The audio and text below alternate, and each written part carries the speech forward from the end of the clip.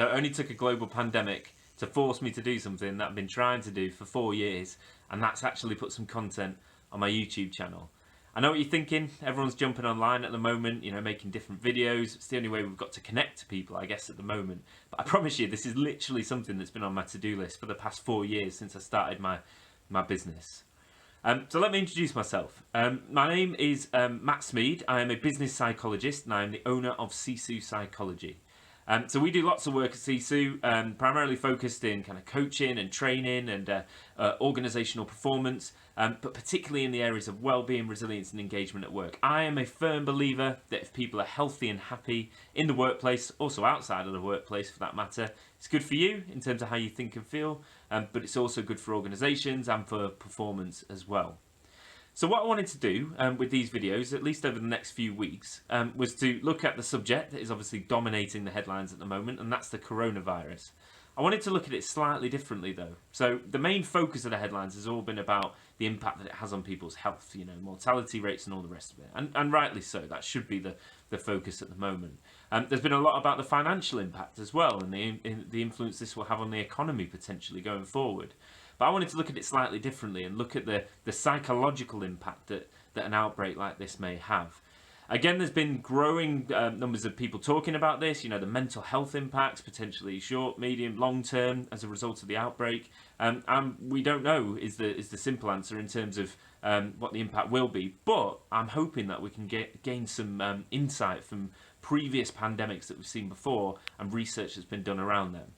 So one thing you need to know about me is I'm a bit of a geek, okay? I love data, I love building different data collection mechanisms and psychometrics. I also love my research, so I love reading different journal articles, because like I say, that's where we can find out, has something like this affected the world previously, and what was the impact over time?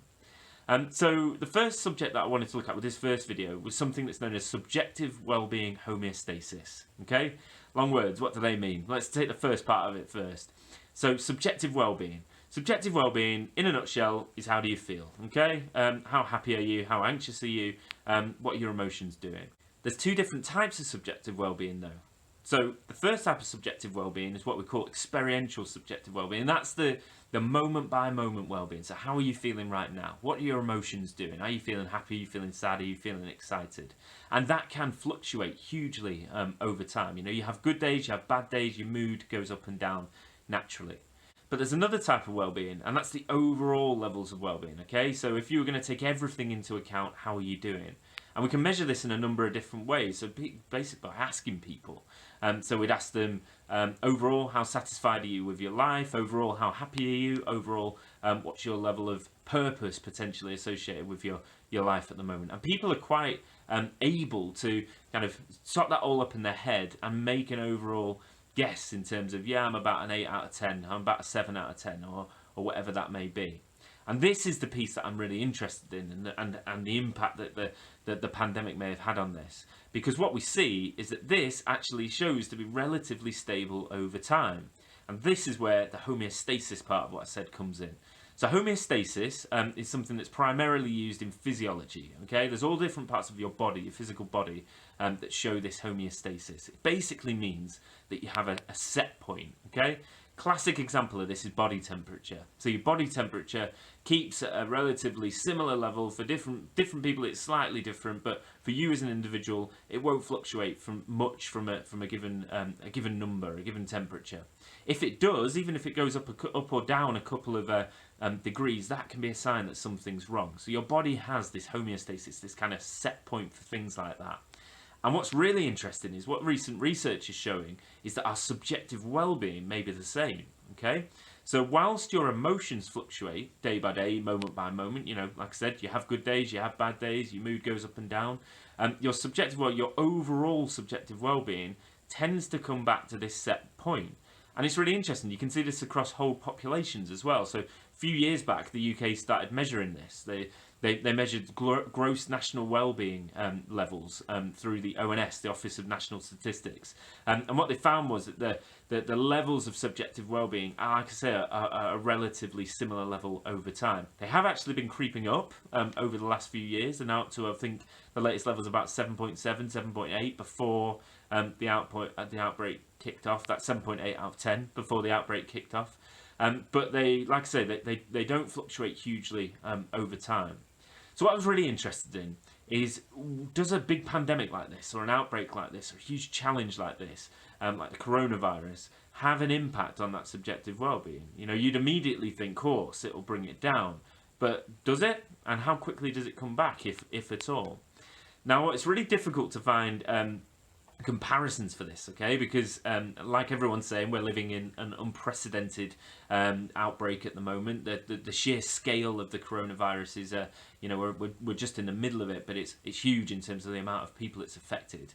But there are some lessons we can learn from the research and from studies that have been done in the past.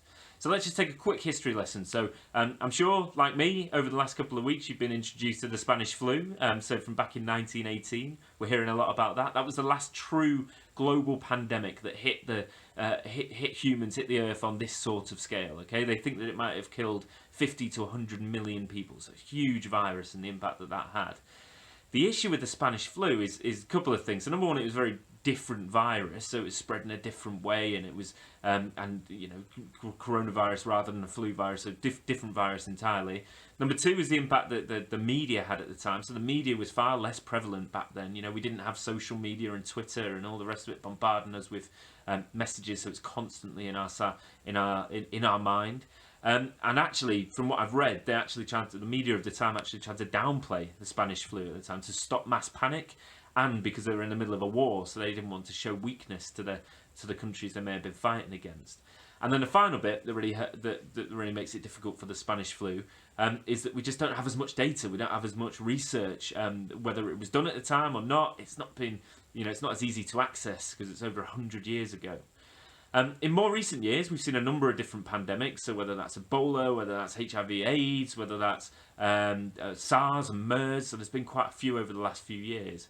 And they give us a bit of an insight. Whilst not on the same scale, they can give us a bit of an insight in terms of what is the psychological impact of something like this. The one that I was really interested in is SARS. The reason being because it's a very similar virus, so coronavirus as well. It spreads in a similar way. It affects people of the same age category, so it affects old people more than it does young people. So a similar kind of virus. So we can go back to the 2003 SARS outbreak in Hong Kong. And one thing that we do know for sure is that it had a huge psychological impact at the time. People perceived it as a very dangerous virus. So whilst it didn't kill nearly as many people as coronavirus already has, the perception was certainly there. You've only got to look at how people in the Far East have been wearing masks since 2003 to see how that got into people's minds, and they may have perceived it as being that huge global pandemic that we're seeing today. So what I did was I found one really interesting study that looked at SARS in 2003 in Hong Kong, and it looked at what are the levels of subjective well-being before, during and after that outbreak to see what impact it had. Their hypothesis, their theory at the time, was that it would certainly have an impact, and they also said that it would have a bigger impact on older people rather than young. That was because of the mortality rate, okay? So it was affecting people over 65 far more in terms of mortality and potential of death than it was younger people. So the theory followed that the outbreak would have a bigger impact psychologically on older people rather than young, because they're more worried about dying than younger people potentially. So what did they find? This is really interesting. So what they found was that over time, certainly well-being took a dip. In the height of the outbreak, when it was dominating the media, the news, that was all that was being seen. Sure, it had an impact on these people's subjective well-being. However, more interesting than that, they found that about 4 months after the outbreak, the subjective well-being level had bounced back to its original level that we saw before the outbreak, before anyone knew anything about it. So people had almost kind of bounced back in terms of how they were thinking and how they were feeling. Interestingly as well, they looked at the age differences, and there were none. Okay, so it affected people similarly. So younger people and older people, they both had a little bit of a dip in the height, and then it bounced back to that original level. Now that's really interesting because maybe gives us an insight in terms of, it can feel really bad when you're in it, when you're in the coronavirus and it's having an effect on people and people are dying left, right and centre, and absolutely it will have that psychological impact. But what we do know, or what this study seems to show, is that people are inherently psychologically resilient. They're able to deal with these things, they're able to bounce back from them than they were before.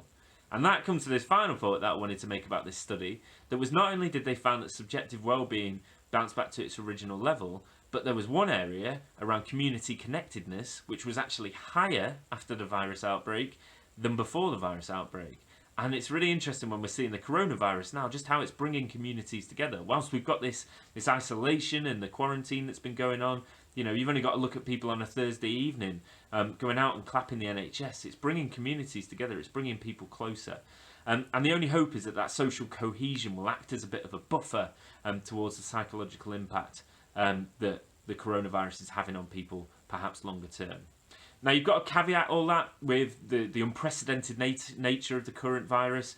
You know, SARS wasn't on the same scale as what we're seeing today, so we don't know whether it'll be the same this time around. And there's also a couple of caveats that I wanted to look at in our next video about people who are particularly affected by the virus and how it impacts them mentally. But as a sign of hope, I just wanted to show you that there is some research out there that shows whilst you may have good days, you may have bad days as a result of what's going on, you know, rely on your psychological resilience. You are able to bounce back and potentially stronger than you were before. I hope you enjoyed the video. Like I say, over the next few days and weeks, what I want to do is record a few more videos that look at, again, exploring this idea of the psychological link to the coronavirus and what the impact might be, and whether there's any caveats to what I've said today, and I'll explore them in the coming videos. So I hope you'll catch them as well, and I'll speak to you soon.